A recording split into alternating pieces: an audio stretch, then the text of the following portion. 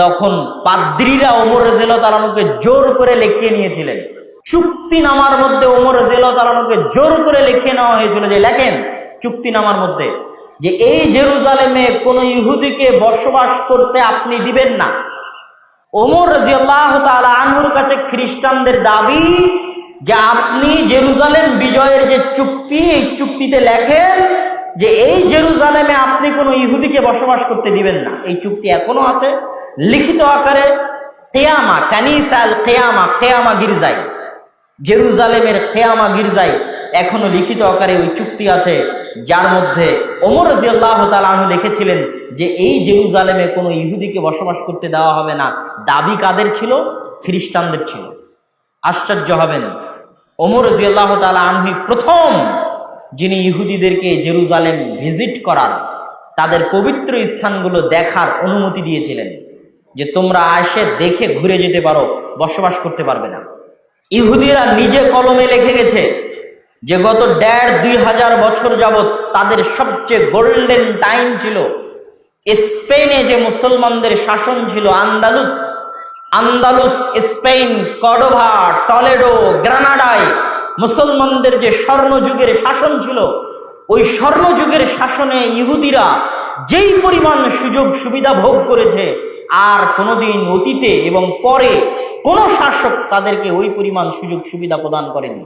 ওই সময়ে তারা জ্ঞান বিজ্ঞান শিখে, নতুন নতুন থিওরি তাদের মাথায় আসে, তারা খ্রিস্টানদের মধ্যে ভাঙ্গন তৈরি করে, প্রোটেস্ট্যান্ট খ্রিস্টান আবিষ্কার করার মাধ্যমে মুসলমানদের মধ্যে ভাঙ্গন তৈরি করে, প্ল্যান করে কিভাবে পুনরায় জেরুজালেমে ফিরে যেতে হবে, কিভাবে পুনরায় দখল করা যাবে, এগুলো সকল প্ল্যান তারা ওই সময় করে। বলছিলাম ওমর রাদিয়াল্লাহু তাআলা আনহু যেমন বিনা রক্তপাতে মসজিদ আকসা বিজয় করেছিলেন, সুলতান সালাহুদ্দিন আইয়ুবীও তেমনি বিনা রক্তপাতে মসজিদ আকসা বিজয় করেছিলেন। এই মসজিদ আকসা বিজয়ের ৬০-৭০ বছরের মাথায় তখনও পরিপূর্ণ আরব বিশ্ব ক্রুসেডার থেকে খালি হয়নি। ৬০-৭০-৮০ বছরের মাথায় মঙ্গোলীয়দেরকে পরাজিত করছেন সাইফুদ্দিন কুতজ, আর জহিরুদ্দিন আল বেরবাস পরাজিত করছেন। মঙ্গোলীয়রা চীনের সীমান্ত থেকে বের হয়ে Uzbekistan, Kyrgyzstan, Kazakhstan, Afghanistan, Samarkand, Bukhara পায়ের নিচে পিষতে পিষতে ইরান, নিশাপুর পিষতে পিষতে ইরাকের বাগদাদ, লক্ষ লক্ষ মুসলমানের মাথা কেটে এই ঝড়কে পৃথিবীতে থামানোর মতো কেউ ছিল না। মুসলমানেরা লিখতে বাধ্য হয়েছে আর ইয়াজুজ মাজুজ। মাত্র ১০০ বছরের ব্যবধানে একদিকে ক্রুসেডাররা আর একদিকে মঙ্গোলীয়রা। এর চেয়ে ভয়াবহ পরিবেশ পৃথিবীর ইতিহাসে মুসলমানেরা আর কোনোদিন দেখেনি। আজকের পরিবেশ অত ভয়াবহ নয়, ওই দিন পরিবেশ যত ভয়াবহ ছিল। এই যে তাদের স্রোত, এই স্রোত গিয়ে থামলো মিশরে। মিশরে তখন ক্ষমতায় ছিলেন সালাহুদ্দিন আইয়ুবীর পরেই, সালাহুদ্দিন আইয়ুবীর পরপরই মামলুকরা ক্ষমতায় আসে। মামলুক কারা? আজকে যেমন মাদ্রাসাগুলোতে এতিমখানা আছে, এতিমখানায় ছাত্ররা পড়ে, ওই যে নিজামিয়া মাদ্রাসা নিজামিয়ায় পড়াশোনা করত বিভিন্ন অঞ্চল থেকে আসা গরিব, দাস, গোলাম, ইয়েতিম ছাত্ররা। ওই সমস্ত ছাত্রদের দিয়ে শুধু জিহাদের জন্য একটা টিম ছিল। তারাই জিহাদ করতে করতে করতে করতে একসময় তাদের হাতেই ক্ষমতা চলে আসে। বিশেষ করে সালাহুদ্দিন আইয়ুবীর মৃত্যুর পরে তার ছেলে অথবা তার ছেলের ছেলের স্ত্রী শাজারাতুদ্দুর যখন মামলুক কোনো একজন বাদশাকে বিবাহ করেন, তখন মামলুকেরা পরিপূর্ণ ক্ষমতায় চলে আসে। এই মামলুকদেরই ছিল সাইফুদ্দিন কুতজ সেনাপতি, এই মামলুকদেরই ছিল সেনাপতি জহিরুদ্দিন বেরবাস। তাদের সাথে দ্বিতীয় যুদ্ধ হচ্ছে আইনে জালুতের যুদ্ধ, তথা ১১৮৭ মাত্র ৬০-৭০-৮০ বছর পরে আইনে জালুতের যুদ্ধ হচ্ছে মঙ্গোলীয় হালাকু খা চেঙ্গিস খানের বিরুদ্ধে। পৃথিবীর ইতিহাসে এটা তাদের প্রথম পরাজয়। তারা ভুলেই গেছিল যে কেউ তাদের পরাজিত করতে পারে। আর এই মিশরে যদি তারা পরাজিত না হতো, তাহলে পুনরায় মঙ্গোলীয়দের হাতে বাইতুল মুকাদ্দাস ধ্বংস হয়ে যেত। তাদের কাছে তার বাইতুল মুকাদ্দাস পবিত্র না, তাদের হাতে কাবা ধ্বংস হয়ে যেত, তাদের হাতে মসজিদে নববী ধ্বংস হয়ে যেত। মসজিদে নববী, কাবা এবং বাইতুল মুকাদ্দাস ধ্বংস হওয়ার আগের শেষ যুদ্ধ ছিল বাগদাদ ধ্বংস হয়ে যাওয়ার পরে, সিরিয়া ধ্বংস হয়ে যাওয়ার পরে শেষ যুদ্ধ ছিল মিশর আইনে জালুতের যুদ্ধ। সাইফুদ্দিন কুতজ এবং জহিরুদ্দিন বেরবাস এই যুদ্ধে অবতীর্ণ হয়েছিলেন এবং এটাও একটি অসম যুদ্ধ ছিল, তথা মুসলমানদের সংখ্যা ছিল কম, আর তাদের সংখ্যা ছিল বেশি। এই দুই ঘটনার মাত্র 100 বছরের ব্যবধানে উসমানীয় খেলাফতের খলিফা মুহাম্মদ আল ফাতেহ বিজয় করেন ইস্তাম্বুল, কুস্তুনতুনিয়া। তাহলে পুরো সারমর্ম আপনাকে টেনে দিলাম যে 300 বছরে মুসলমানেরা সবচেয়ে ভয়ঙ্কর অবস্থা দেখেছে। একদিকে ক্রুসেডারেরা, একদিকে মঙ্গোলীয়রা। ক্রুসেডার এবং মঙ্গোলীয়দের মুসলমানেরা পরাজিত করেছে, তারপরে মুসলমানেরা ইস্তাম্বুল, কুস্তুনতুনিয়া, কনস্টান্টিনোপল বিজয় করেছে। আজকে মুসলমানেরা ওই রকম খারাপ এবং ভয়াবহ পরিস্থিতির মুখোমুখি হয়নি, কিন্তু আজকে মুসলমানেরা বিজয় হচ্ছে না কেন? আজকে জেরুজালেম মসজিদে আকসা মুসলমানদের হাতে নাই কেন? আজকে জেরুজালেম মসজিদে আকসা মুসলমানদের হাতে না থাকার কারণ, আর এই মসজিদে আকসা, এই জেরুজালেম যুগে যুগে যতবার বিজিত হয়েছে, তার যদি সারমর্ম আপনি দেখেন, তাহলে আমি বক্তব্যের শেষে গিয়ে আরো আপনাকে সারমর্ম বলবো যে কেমনে কিভাবে মুসলমানেরা পুনরায় সেই জায়গায় নিজেদের ফিরিয়ে নিয়ে যেতে পারবে, বলবো ইনশাআল্লাহ। তার আগে বলে নেই, আজকে সারা বিশ্বের মুসলমানদের চারিত্রিক বিকৃতি ঘটেছে ঔপনিবেশিক শাসন আমলে। ঔপনিবেশিক শাসন আমল হচ্ছে আমাদেরকে যেমন ব্রিটিশরা শাসন করেছিল 190 বছর। আপনারা আজকে যেই জমির মালিক হয়েছেন, এই জমির মালিক আপনারা ছিলেন না। একদম ক্লিয়ার কথা বলছে, আপনারা যারা এখানে বসে আছেন সবার নামে জমি আছে। 1937-এর আগে এগুলো একটা জমি আপনাদের নামে ছিল না, সব জমি ছিল জমিদারদের। এই অঞ্চলে যারা আজকে আপনারা বসবাস করছেন, আপনারা জমির মালিক হয়েছে আপনাদের বাপদাদারা 1937-এ। জমিরই মালিক ছিলেন না আপনারা, জমি নাই আপনার। মানে আপনি বলতে পারবেন না যে এই জমি আমার, জমি জমিদারের, আর আপনি হচ্ছে তাদের অধীনে গোলামি করবেন। এই যুগ ছিল 190 বছর এই অঞ্চলে। এই 190 বছরের গোলামিতে আমাদের চরিত্র বিকৃতি হয়ে গেছে। আমরা ওই 190 বছর যে ব্রিটিশদের গোলামি করেছি, ওই গোলামি থেকে এখনো 60 বছরে বের হতে পারিনি। ওই 190 বছরের গোলামিতে আমাদের চরিত্র বিকৃত হয়ে গেছে। তো এইভাবে যুগে যুগে যখনই কোনো জাতির চরিত্র বিকৃতি হয়ে যায়, স্বাধীনভাবে আর চিন্তা ভাবনা থাকে না, তখন তারা আর স্বাধীন ভাবতেও পারে না, আর উঁচু হিম্মতও কাজ করে না। তো আজকে আপনারা যেমন ব্রিটিশদের গোলাম ছিলেন 190 বছর, এই গোটা মুসলিম বিশ্বের কোনো না কোনো দেশ, কোনো না কোনো ইউরোপিয়ান কান্ট্রির উপনিবেশ কলোনি ছিল, গোলাম ছিল। আফ্রিকার সবগুলো দেশ ফ্রান্স, ইতালি আর স্পেনের কলোনি, ফ্রান্স, ইতালি আর স্পেনের উপনিবেশ।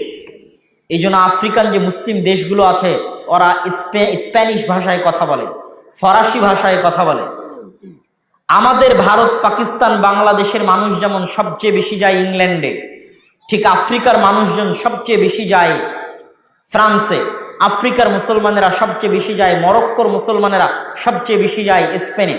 ইংল্যান্ডের যা আইন, ভারত, পাকিস্তান, বাংলাদেশের তাই আইন। ইংল্যান্ডের রাস্তায় গাড়ি যেই দিক দিয়ে যায়, বাংলাদেশ, ভারত, পাকিস্তানের রাস্তায় গাড়ি ওই দিক দিয়ে যায়। ইংল্যান্ডের গাড়ির যেই সাইডে সিটিং হুইল ধরার জায়গা আছে, বাংলাদেশ, ভারত, পাকিস্তানের গাড়ির ওই সাইডেই জায়গা আছে। ইংল্যান্ডের ভাষা ইংরেজি, ভারত, পাকিস্তান, বাংলাদেশের সেকেন্ড ল্যাঙ্গুয়েজ ইংরেজি। আবার ফ্রান্স, জার্মানি, ইতালি, স্পেন, এরা যে দেশগুলো শাসন করেছে, এদের দেশের রাস্তা যেই সাইড দিয়ে গাড়ি যাবে, ফ্রান্সের ওই কলোনিতে যায় দেখবেন ওই সাইড দিয়ে গাড়ি যায়। এদের দেশের গাড়ির যেই সাইডে সিট আছে বসার, ওদের দেশে যায় দেখবেন ওই সাইডে বসার সিট আছে। এদের দেশে যেটা ভাষা, ওরা যে দেশ শাসন করতে ওই দেশে যায় দেখবেন ওইটাই সেকেন্ড ল্যাঙ্গুয়েজ। এইভাবে 190 বছরের গোলামিতে, এটা এমনি বাহ্যিক উদাহরণ দেখালাম, আমি তো আর বাস্তব ভিতরের উদাহরণ আপনাকে দিতে পারছি না। মনস্তাত্ত্বিক গোলামির উদাহরণ আপনাকে কেমনে দিব? আপনাকে কেমনে আমি ব্রিটিশদের গোলামির আগের যে মুসলমানেরা ছিল তাদেরকে জীবিত করে কেমনে দেখাবো যে এই দেখো বাংলাদেশের মুসলমানেরা এরকম ছিল, আজ তোমরা এরকম। তথা ব্রিটিশদের 190 বছর গোলামির আগে এখানে এই পাতাড়িতে যে মুসলমানেরা থাকতো, তাদের মন মানসিকতা, মাইন্ড আর আজকে যারা আছে পার্থক্য আছে। ওই ব্রিটিশদের গোলামির আগে যারা ছিল তারা ছিল স্বাধীন চেতা, উঁচু হিম্মা আলিয়া, আর আমরা হচ্ছে গোলাম। কেন 190 বছর আমরা গোলামি করেছি, রক্তের মধ্যে গোলামি মিশে গেছে। এরকম সারা পৃথিবীর মুসলমানদের রক্তের মধ্যে গোলামি মিশে গেছে এই উপনিবেশ ও উপনিবেশিক শাসন আমলের কারণে। আজকে আমরা ফিলিস্তিন, জেরুজালেম হারিয়েছি এই কারণে, শুধু এই কারণে। ব্রিটিশরা যখন ভারত ছেড়ে গেল, তুমি 1757 সালে যখন ভারতে ঢুকেছিলে তখন ভারতের মালিক ছিলাম আমরা, তো আজ তুমি ভারত ছেড়ে যাবে তো আমাদের হাতে দিয়ে যাবে। সোজা সিম্পল হিসাব। তুমি 190 বছর আগে যখন ভারতে ঢুকেছো তখন ভারতের শাসক আমরা, তাহলে 190 বছর 1947 যখন তুমি ভারত ছাড়ছো আমাদের হাতে দিতে হবে না? তারা দেয়নি। তারা এটাকে ভেঙে 3টে দেশ তৈরি করেছে, 2 কোনায় 2 মুসলমান দেশ রেখেছে। ডিভাইড অ্যান্ড রুল, যাতে ভাগ করো এবং শাসন করো এই বুদ্ধি কাজ করা যায়। ওই কোনাতে কাশ্মীরকে অবন্টিত রেখে দিয়েছে, না পাকিস্তানের মধ্যে না হিন্দুস্তানের মধ্যে। এই একই কাজ, সেম একই কাজ। না লেবানন নামে দুনিয়াতে কোনো দেশ ছিল, না ইসরায়েল নামে দুনিয়াতে কোনো দেশ ছিল, না ফিলিস্তিন নামে দুনিয়াতে কোনো দেশ ছিল, না আরো যে দেশগুলো, তো জর্ডান নামে পৃথিবীতে কোনো দেশ ছিল, না আরব আমিরাত নামে পৃথিবীতে কোনো দেশ ছিল, না কাতার নামে পৃথিবীতে কোনো দেশ ছিল, না কুয়েত নামে পৃথিবীতে কোনো দেশ ছিল। সবই ছিল উসমানীয় খেলাফা, সবই উসমানীয় খেলাফা। সবগুলোকে এরা ভেঙেছে, বসে থেকে থেকে ম্যাপ তৈরি করেছে, বসে থেকে থেকে ম্যাপ তৈরি করে ভেঙ্গে ভেঙ্গে ওর মধ্যে থেকে বের করেছে জেরুজালেমের জায়গা, ইসরায়েলের জায়গা। উসমানীয় খেলাফতের দ্বিতীয় আব্দুল হামিদের ঘটনা পড়ে দেখবেন যে তার কাছে ইহুদিরা কত চেষ্টা করেছে যে আমরা জেরুজালেমে জমি কিনতে চাই, আমাদেরকে জমি কেনার অনুমতি দেওয়া হোক, তিনি দেননি। বিস্তারিত ইতিহাস পড়ে দেখবেন। সেই জায়গায় সারা বিশ্বের সব খ্রিস্টান ইহুদিরা একত্রিত হয়ে, অথচ এই খ্রিস্টানেরাই 1400 বছর আগে ওমর রাদিয়াল্লাহু তাআলা আনহুকে লেখালো চুক্তিতে যে আপনি লেখেন যে জেরুজালেমে আপনি কোনো ইহুদিকে বসবাস করতে দিবেন না। খ্রিস্টানেরা লেখালো। আজ 1400 বছর পরে ওই খ্রিস্টানেরাই তোমার এত ভালোবাসা, এত দরদ, তোমার ইউরোপ আমেরিকার মধ্যে জায়গা বের করে দাও, থাকার জন্য দাও না কেন? মুসলমানদের মধ্যে থেকে জায়গা বের করতে হবে। কিভাবে বের করেছে? এইভাবে, যেভাবে ভারতকে ভেঙে 3 টুকরা করেছে, ওই একইভাবে শাম এবং সিরিয়াকে ভেঙে 4-5 টুকরা করে ওর মধ্যে থেকে বের করেছে জায়গা। তাহলে আজ আমরা সারা পৃথিবীতে মুসলমানেরা যে বিস্ফোড়াগুলো বহন করছি, এই বিস্ফোড়াগুলো হচ্ছে ঔপনিবেশিক শাসন আমলের রেখে যাওয়া বিস্ফোড়া। কলোনিয়াল যে সিস্টেম ছিল ওই সিস্টেমের পরে রেখে যাওয়া বিস্ফোড়া। এখান থেকে উদ্ধার তারাই করতে পারবে যারা স্বাধীন চেতা, যারা গোলামি না করে জন্ম নিয়েছে, যারা গোলামি করা কোনোদিন শিখেনি। আল্লাহ কোথাও না কোথাও তাদেরকে মানুষ করতেছে, আল্লাহ কোথাও না কোথাও তাদেরকে লালন পালন করতেছে। আল্লাহর নিজাম তো আছেই, তাদবীরুল্লাহ সুন্নাতুল্লাহ ফি তাদবীরিল আরজ, আল্লাহর নিজাম আছে। আল্লাহ ফেরাউনের জন্য মুসা তৈরি করবেনি। আল্লাহ সুবহানাহু ওয়া তাআলা মুসা আলাইহিস সালাতু ওয়াস সালামকে ফেরাউনের ঘরে তৈরি করেছে। কেন? মুসা আলাইহিস সালাতু ওয়াস সালাম যদি বানু ইসরাঈলদের সাথে পালিয়ে পালিয়ে বেড়াতো তাহলে ওনার মানসিকতা ছোট হয়ে যেত। উনি বুঝতো না যে স্বাধীনতার স্বাদ কি, স্বাধীন মানুষের স্বাদ কি, স্বাধীন মানুষ কেমনে চিন্তা করে, এটা উনি বুঝতে পারতো না। কেন? ওনার পুরো কওম তো গোলাম কওম। 300 বছর থেকে ওনার কওম ফেরাউনের গোলামি করতেছে। ওনার বানু ইসরাঈলদের শিশু সন্তানকে ইউযাব্বিহুনা আবনাকুম ওয়া ইস্তাহয়ুনা নিসাকুম, চোখের সামনে ফেরাউনের পুলিশ বাহিনী ধরে ধরে জবাই করতেছে। তো মুসা আলাইহিস সালাম তো বুঝবে না। উনি যদি বানু ইসরাঈলের সাথে বড় হতেন উনি বুঝতেন এটাই মনে হয় আমার জীবন, এই গোলামি আমার ভাগ্য, এই দাসত্বই আমার জিন্দেগি। কিন্তু উনি যখন ফেরাউনের বাড়িতে মানুষ হয়েছে, পূর্ণ সুযোগ সুবিধা পেয়ে, যাবতীয় অধিকার ভোগ করে, তখন উনি বুঝেছে যে কিরে একটা স্বাধীন মানুষের স্বাদ কি, একটা স্বাধীন মানুষের চিন্তা চেতনা কি। তখনই না ওনার সামনে বানু ইসরাঈলকে তিব্তিরা যখন ধরে মারলো, বানু ইসরাঈলকে ফেরাউনের বংশের একজন ধরে একজন বানু ইসরাঈলকে মারলো, তো মুসা আলাইহিস সালাম রাগে এক থাপ্পড়ে ফেরাউনের ওই প্রশাসনিক কর্মকর্তাকে ওখানেই হত্যা করে ফেলেছেন। তো উনি যে একটা থাপ্পড় দিলেন, এই হিম্মতটা আসলো কোথায় থেকে? উনি যদি বানু ইসরাঈলের সাথে বড় হতেন উনিও গোলাম হয়েই বড় হতেন, কিন্তু উনি ফেরাউনের বাড়িতে বড় হয়েছেন। উনি দেখেছেন যে ওনার বানু ইসরাঈলের সাথে কি রকমের ব্যবহার করা হয়। আল্লাহ ওভাবে কোথাও না কোথাও মানুষ করতেছে, স্বাধীন চেতা মুসলমানকে মানুষ করতেছে। আল্লাহ করবে, এটা আল্লাহর সিস্টেম। আমার এবং আমাদের দেশের আমরা যেইভাবে গোলাম হিসেবে বড় হচ্ছে, আমাদের রক্ত মজ্জায় অস্থি মজ্জায় যেভাবে গোলামি ঢুকে গেছে, এই গোলামি থেকে আমরা না নিজেরা কোনোদিন স্বাধীনতার স্বাদ পাবো, না আমরা আমাদের মুসলিম ভাইদেরকে কোনোদিন স্বাধীনতার স্বাদ দিতে পারবো। কিন্তু আল্লাহর নিজাম আল্লাহ করবেন। আল্লাহ সুবহানাহু ওয়া তাআলা ওই রকম স্বাধীন চেতা হিম্মা আলিয়া মুসলমানদের হাত দিয়ে, যারা শুধুমাত্র আল্লাহর সন্তুষ্টির জন্য, জাতীয়তাবাদের কারণে নয়। আরব ইসরায়েল তিনটা যুদ্ধে আরবেরা পারেনি কেন?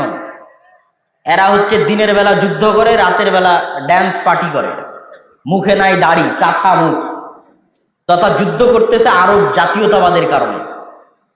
আপনি 1971 যুদ্ধ করেছেন কেন? বাংলাদেশ জাতীয়তাবাদ, বাঙালি জাতীয়তাবাদের কারণে, ধর্মের কারণে নয়।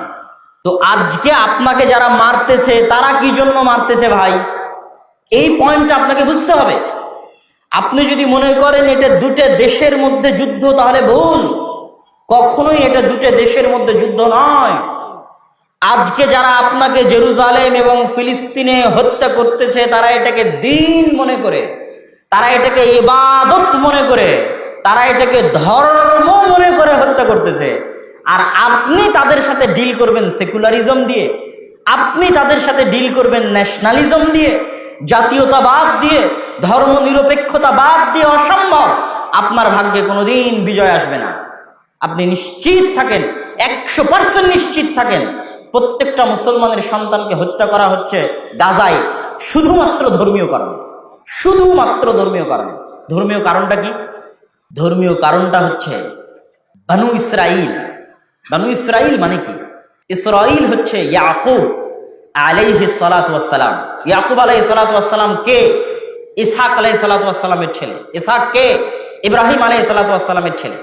ইব্রাহিমকে তারা বলে আব্রাহাম, ইসহাককে তারা বলে আইজাক, ইয়াকুবকে তারা বলে জ্যাকব, ইয়াকুবের ছেলে হচ্ছে ইউসুফ, ইউসুফকে তারা বলে জোসেফ।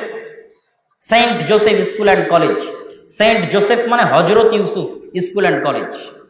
আপনি যে ইউসুফ আলাইহিস সালাতু ওয়াস সালাম, ওই জোসেফ উনি আলাদা কোনো ব্যক্তি না। আপনি বলছেন হজরত ইউসুফ, উনি বলেছে সেন্ট জোসেফ।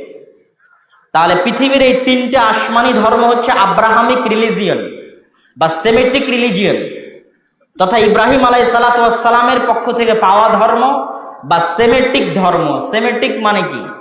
নূহ আলাইহিস সালাতু ওয়াস সালামের 3 ছেলের এক ছেলে হচ্ছে সাম, আর এক ছেলে ইয়াফেস, আর এক ছেলে হাম। যারা নৌকাতে উঠেছিলেন 3 ছেলে, যাদেরকে আল্লাহ বাঁচিয়ে রেখেছিলেন মুমিন হিসেবে, তাদের একজন সাম, তাদের একজন ইয়াফেস, তাদের একজন হাম। যাদের গায়ের রং মেটে হয় আমাদের মতো, আরবদের মতো ধূসর হয়, তারা হচ্ছে সামের বংশধর। যাদের গায়ের রং সম্পূর্ণ সাদা হয় ইউরোপিয়ানদের মতো, রাশিয়ানদের মতো, তারা হচ্ছে ইয়াফেসের বংশধর। যাদের গায়ের রং সম্পূর্ণরূপে কালো হয়, তারা হচ্ছে হামের বংশধর। তো দুনিয়াতে আল্লাহ যত নবী পাঠিয়েছেন সব পাঠিয়েছেন সামের বংশে। এই জন্য তিনটা ইসলাম, ইহুদি, খ্রিস্টানকে বলা হয় সেমেটিক রিলিজিয়ন, তথা সবগুলো সাম থেকে সেমেটিক, সবগুলো সামের বংশে। এখানে আরো একটা মজার জিনিস যদি আপনারা মনে রাখতে পারেন, রাখবেন। যারা ইউরোপ আমেরিকায়, যারা অনলাইনে শুনতেছেন, তারাও মনে রাখতে পারেন। আপনাদের যাওয়ার ভাগ্য হলে মনে রাখবেন, না হলে রাখবেন না। কিন্তু যারা অনলাইনে শুনছেন তারা মনে রাখতে পারেন। যারা সাদা চামড়ার, তাদের সাদা চামড়া নিয়ে গর্ব আছে। ওরা বাহিরে যতই মিষ্টি কথা বলুক, ভিতরে সাদা চামড়ার গর্বে ভরা। আপনি যেমন এখান থেকে ইন্ডিয়া গেলে আপনাকে বাঙালি বলে ছোট করবে, এখান থেকে পাকিস্তান গেলে বাঙালি বলে ছোট করবে, ঠিক আবার আরবে গেলে বাঙালি বলে ছোট করবে। তো ঠিক যখন ইউরোপে যাবেন তখন গোটা এশিয়া বলে ছোট করবে। গোটা ইন্ডিয়া, পাকিস্তান, বাংলাদেশ, চীন সব মিলে হচ্ছে এশিয়া। এরা হচ্ছে এশিয়া থেকে আসছে, এশিয়া বলে ছোট করবে। কেন? এদের গায়ের রং সাদা নয়। তো আপনি যতই ওদের নাগরিকত্ব নেন, এই চামড়া যদি পরিবর্তন না করতে পারেন, তাহলে কোনো না কোনো এক সময় গিয়ে আপনি ডিসক্রিমিনেশনের শিকার হবেন। মজার জিনিস কি? মজার জিনিস হচ্ছে তারা যেই সাদা চামড়ার গর্ব করে, আবার তারা যেই নবীর অনুসরণ করে। খ্রিস্টানেরা যদি, ইউরোপ আমেরিকার খ্রিস্টানেরা যদি সাদা চামড়ার গর্ব করে, নবীর অনুসরণ করে কোন নবী? ঈসা আলাইহিস সালাম। ঈসা আলাইহিস সালাম সাদা চামড়ার ছিলেন না। আমার নবী যেই চামড়ার, ঈসা আলাইহিস সালাম ওই চামড়ার। কথা কি আমার বুঝতে পারছেন? কেন? ঈসা আলাইহিস সালাম হচ্ছে সামের বংশধর, সেমেটিক রিলিজিয়ান। আরবে জন্মগ্রহণ করেছেন ঈসা আলাইহিস সালাম, ফিলিস্তিনে জন্মগ্রহণ করেছেন। ঈসা আলাইহিস সালাম ও ইব্রাহিমের সন্তান, মুহাম্মদ সাল্লাল্লাহু আলাইহি ওয়াসাল্লাম ইব্রাহিমের সন্তান। তাহলে ওরা যে সাদা চামড়ার গর্ব করে, সাদা চামড়ায় আল্লাহ কোনো নবী পাঠায়নি। সব নবী আল্লাহ সুবহানাহু ওয়া তাআলা পাঠিয়েছেন নূহের সন্তান, সামের বংশ। তো আমি আপনাদেরকে যে পয়েন্টটা বলতে চাচ্ছিলাম, যে কেন তারা ধর্মীয় কারণে গাজ্জার মুসলমানদের হত্যা করতেছে। রিলিজিয়াস কারণে, শুধু ধর্মীয় কারণে মুসলমানদের হত্যা করতেছে। কি সেই কারণ? তো ইব্রাহিমের ছেলে ইসহাক বা আইজাক, ইসহাকের ছেলে ইয়াকুব বা জ্যাকব, ইয়াকুবের ছেলে ইউসুফ বা জোসেফ আলাইহিমুস সালাতু ওয়াস সালাম। তারপরে একের পর এক ইউসুফ আলাইহিস সালাতু ওয়াস সালাম উনি মিশর, ফিলিস্তিন থেকে বিক্রি হয়ে চলে গেলেন মিশরে, মিশরে মন্ত্রী হলেন। তারপরে উনি দুনিয়া থেকে বিদায় নিলেন। ওনার বাপ, ওনার ভাইয়েরা সব মিশরে ওনার কাছে ছিল। তার 300 বছর পর বা 100-150 বছর পর ওনার বংশধরেরা ফেরাউনের কাছে গোলাম হয়ে গেল। তারপরে ওনার বংশী জন্ম নিল মুসা। মুসা আলাইহিস সালাম সবাইকে নিয়ে চলে আসলেন নদীর এপারে, পুনরায় ফিলিস্তিনে। ফেরাউন নদীতে ডুবে মারা গেল। পুনরায় ফিলিস্তিনে ঢুকবেন, সিনাই মরুভূমিতে ঘুরপাক খাচ্ছেন। তারপরে আস্তে আস্তে আসলো সেই বংশে দাউদ, আস্তে আস্তে আসলো সেই বংশে সুলাইমান, তারপরে আস্তে আস্তে সেই বংশে আসলো ঈসা, তারপরে আস্তে আস্তে সেই বংশে আসলো ইয়াহইয়া, সেই বংশে আসলো জাকারিয়া। তাহলে ইব্রাহিম থেকে শুরু করে এই পর্যন্ত সব নবী আসলো ইসহাকের বংশে, ইয়াকুবের বংশে। আর ইব্রাহিম ওই যুগেই তার আরেক ছেলেকে ফিলিস্তিন থেকে 1500 কিলোমিটার দূরে পায়ে হেঁটে আরেক স্ত্রী আরেক ছেলেকে রেখে আসলেন মক্কায়। এটাই হচ্ছে আল্লাহর অলৌকিকত্ব, আল্লাহ সুবহানাহু ওয়া তাআলার নিজাম, পৃথিবী পরিচালনায় আল্লাহর নিজাম। আল্লাহ এইভাবেই পৃথিবীর সিস্টেমটা সাজাবেন। তো ইব্রাহিম আলাইহিস সালাতু ওয়াস সালাম ওই যুগে তার আরেক স্ত্রী আরেক ছেলেকে রেখে আসলেন কোথায়? কাবার পাশে। তাওরাত, জবুর, ইনজিল সব বইয়ের মধ্যে আছে ইব্রাহিমের আরেক ছেলে ইসমাইল, নাম সহ উল্লেখ করা আছে।